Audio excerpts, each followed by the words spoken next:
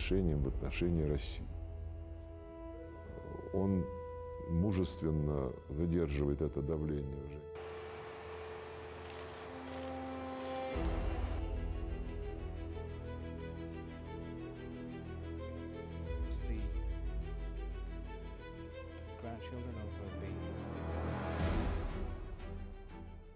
Fourth Reich? That is how Sergei Lavrov describes the European Union, as Moscow sees Brussels pressuring Serbia to recognize Kosovo and align with the bloc's Russia policy.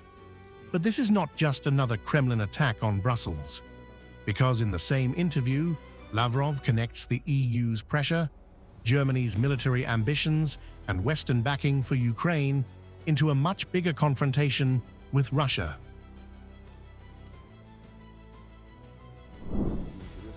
At this stage, the European Union is mocking him and simply blackmailing him. They say, yes, look, you have been standing in line for a long time, but we will accelerate negotiations when you fulfill two main requirements. First, recognize the independence of Kosovo, and second, join all our actions and decisions regarding Russia. He has courageously withstood this pressure for more than a year. This pressure is brazen and boorish. They act as if they already have a Fourth Reich.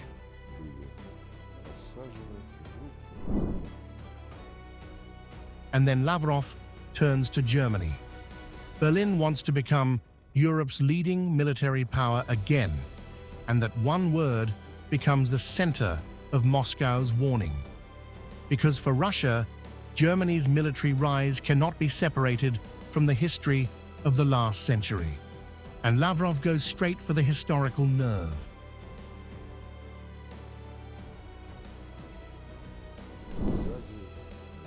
Of course, this person is unworthy of holding any position in media structures, let alone any official positions in the government apparatus. The metastases of Nazism continue to break through to the top. In German society under the leadership of Merz, who openly declares the need to again make Germany the main military power in Europe. Whether he understands what the word again means in this case, I am not sure.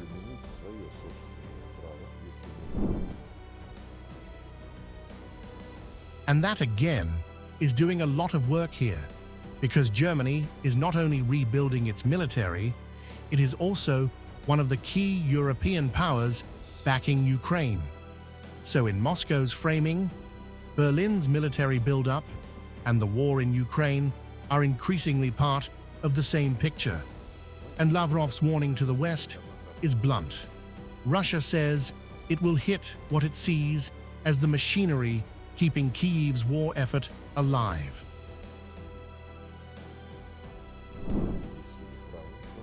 We will not stoop to them, but we will make our own methods much harsher to destroy everything that feeds Kyiv's military machine from the West.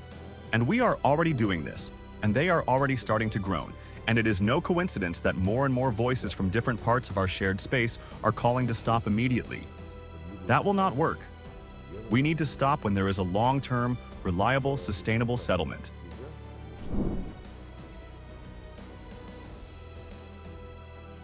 And this is where Zelensky comes into Lavrov's argument. Moscow is not describing the Ukraine war as a conflict that can simply be frozen along today's battlefield. Lavrov is portraying Kyiv as a regime being sustained by the West, while accusing it of celebrating attacks that he claims hit civilian locations. Those are Lavrov's allegations, but the bigger point is what he does with them next. He takes the war straight back to Russia's defining historical memory, the defeat of Nazi Germany.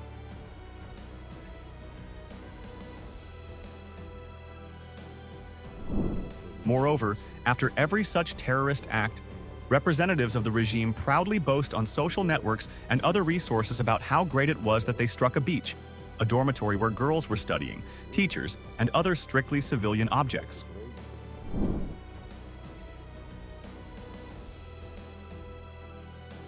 And now, the historical argument becomes a reason for rejecting a simple ceasefire.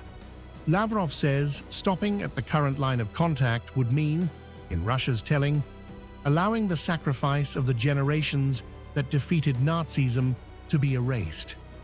That is why the Ukraine war, Germany's military resurgence, and Europe's support for Kyiv are being placed inside the same WWII-era narrative.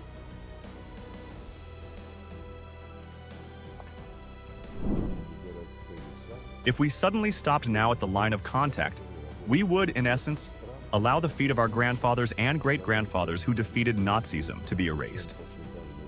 This is impossible to consider, and it is not just about how comfortably someone lives today. Our people are suffering, as I say, they are dying from these terrorist acts. But it is about our responsibility for the 1,000-year history of the Russian state.